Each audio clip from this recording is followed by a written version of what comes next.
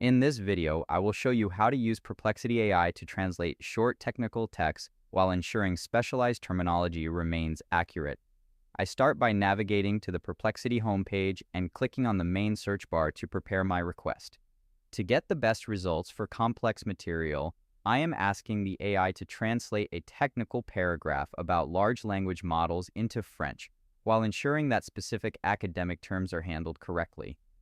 I'm highlighting the instructions now to show the AI exactly how to treat terms like self-attention mechanism and tokenization, and I'm also requesting a brief explanation of these terms in English.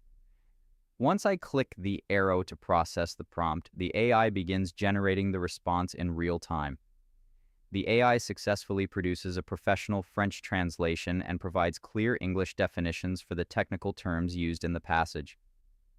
It correctly explains that self-attention helps models focus on relationships between parts of an input, while tokenization breaks down raw text into smaller units for processing.